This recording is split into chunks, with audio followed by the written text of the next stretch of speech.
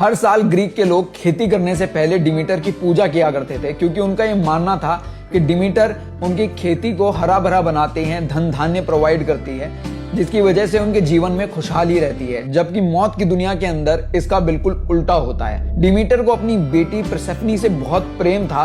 परसेफनी एक जवान खूबसूरत औरत में बदल चुकी थी, जिसके ऊपर एक शैतान की नजर थी।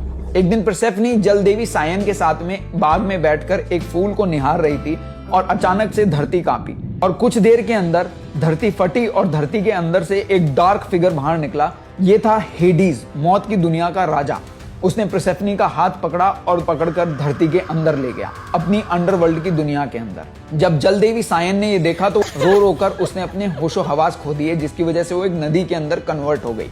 जब डिमीटर वापस पहुंची तो ना सायन बची थी और ना ही परसेफनी वहां पर थी। धरती अपने आप बंद हो चुकी थी।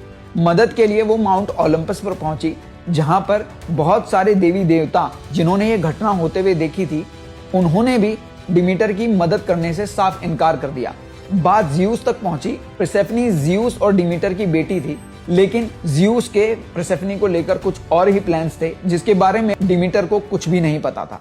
जहां पर बहुत सारे देवी देवता जिन्होंने ये घटना होते हुए देखी थी, उन्होंने भी डिमीटर की मदद करने से साफ इनकार कर दिया।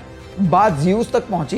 परसेफनी ज़्यूस और डिमीटर की बेटी थी, लेकिन ज़्यूस के परसेफनी को लेकर कुछ और ही प्लान्स थे, जिसके बारे में डिमीटर को कुछ भी नहीं पता था। अपनी बेटी को ढूंढने के लिए डिमीटर जगह से जगह भटकने लगी और इस वजह से उसने खेत खलियानों का ध्यान बिल्कुल ही छोड़ दिया, जिस वजह से खेत सूख गए और इंसान मरने लगे। बात इस हद तक पहुंच गई कि भगवानों के अंदर ये डर बैठ गया कि अगर सारे इंसान मर गए तो हमारी पूजा कौन करेगा। दूसरी तरफ परसेफनी का अपना संघर्ष चल रहा था अंडरवर्ल्ड के अंदर, जहां पर हेडीज ने परसेफनी से कहा कि तुम मेरी पत्नी बन जाओ, यहाँ की रानी बन जाओ, लेकिन परसेफनी ने साफ इनकार कर दिया। उसने खाना पीना छोड़ दिया। वो अंडरवर्ल्ड के अंदर भटकने लगी, फलों की तलाश में, ग्रेन्स की तलाश में, कि खाने को शायद मुझे यहाँ कुछ मिल जाए। उसकी भूख इतनी बढ़ चुकी थी कि जब वो अंडरवर्ल्ड के बाग में पहुंची तो सीलिंग पर एक अनार लगा हुआ था और उस अनार को तोड़कर उसने जब उसमें से कुछ दाने खा लिए, इतना काफी था हेडीज को उसे इस दुनिया में रोके रखने के लिए। दूसरी तरफ डिमीटर मदद मांगने के लिए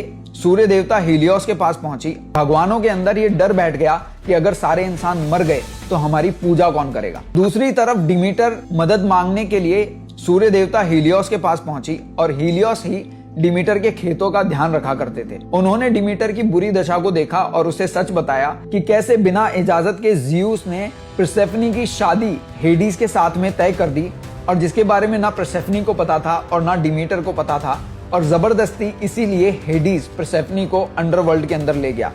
जब डिमीटर को यह पता चला तो वो ज़्यूस के सामने जा पहुंची, लेकिन ज़्यूस ने साफ इनकार कर दिया कि अब परसेफनी को वापस लाना पॉसिबल नहीं है, क्योंकि उसने अंडरवर्ल्ड का अनार खा लिया है, जिसकी वजह से अब वो उस दुनिया की हो गई है। लेकिन डिमीटर ने कहा कि अगर मेरी बेटी मुझे वापस नहीं लौटाई गई तो मैं खेत खलियानों का ध्यान नहीं रखूंगी और सारे इंसान मर जाएंगे, और उसके बाद में अंडरवर्ल्ड की दुनिया और बाहर की दुनिया एक जैसी हो जाएगी। इस बात को सुनकर हेडीज भी घबरा गया और उसने तय किया कि साल के एक समय में वो परसेफनी को वापस धरती पे जाने देगा, और वो समय धरती के ऊपर सावन कहलाया। जब भी परसेफनी धरती पर आती और अपनी माँ डिमीटर से मिलती तो धरती के ऊपर सावन होता, लोग फसलें काटते, खुश होते, खाने पीने के लिए उन्हें धन धान्य सब कुछ मिलता। जब परसेफनी वापस अंडरवर्ल्ड की दुनिया में लौटती तो सर्दियों का मौसम आ जाता, डिमीटर उदास हो जाती और कोई भी डिमीटर का दुख खत्म नहीं कर सकता था। इसीलिए सब पहले से ही अपने घर के अंदर अनाज इकट्ठा कर लेते, अपने घरों में आग जलाते, लेकिन वो हर साल प्रार्थना करते कि अगले साल परसेफनी वापस सही सलामत धरती पर वापस आए और हमें वापस सावन देखने को। दुनिया के हर कोने से मैं तुम्हारे लिए माइथोलॉजिकल स्टोरीज लेके आता हूँ, उसके लिए तुम मुझे फॉलो कर सकते हो।